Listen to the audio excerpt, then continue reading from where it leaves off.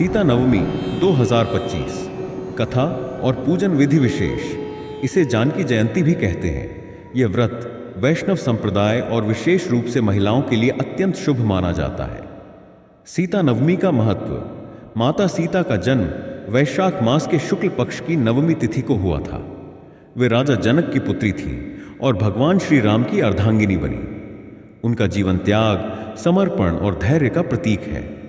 इस दिन व्रत करने से सुखी वैवाहिक जीवन, संतान सुख और सौभाग्य की प्राप्ति होती है। विवाहित महिलाएं अपने पति की लंबी उम्र और घर की समृद्धि के लिए यह व्रत करती हैं। सीता नवमी व्रत कथा। एक बार मिथिला के राजा जनक अपनी भूमि जोत रहे थे। उसी समय प्लवंग नदी के किनारे हल चलाने से भूमि से एक दिव्य कन्या प्रकट हुई, जिसे उन्होंने अपनी पुत्री के रूप में स्वीकार किया। यह कन्या सीता थी, जिन्हें भगवान विष्णु की अवतार भगवान श्री राम की पत्नी बनने का सौभाग्य प्राप्त हुआ। उनके विवाह के बाद उन्होंने हर परिस्थिति में श्री राम का साथ दिया और अपने जीवन में धैर्य, त्याग और नारी शक्ति का उदाहरण प्रस्तुत किया। सीता नवमी व्रत एवं पूजन विधि। 1. व्रत विधि। 1. स्नान और संकल्प।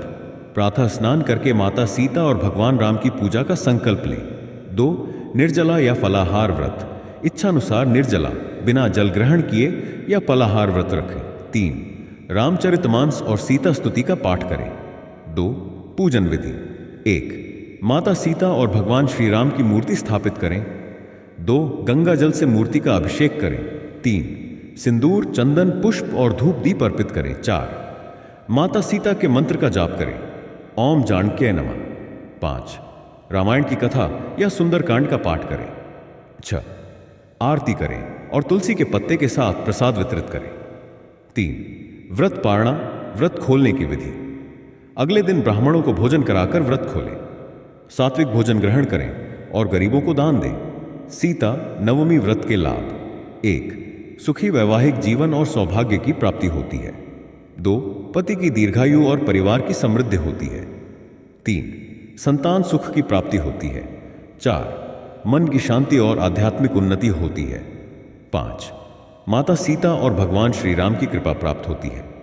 निष्कर्ष। सीता नवमी का व्रत करने से स्त्रियों को विशेष पुण्य प्राप्त होता है और उनके जीवन में सुख शांति आती है। यह व्रत पति पत्नी के रिश्ते को मजबूत करने और गृहस्थ जीवन में संतुलन बनाए रखने में सहायक होता है।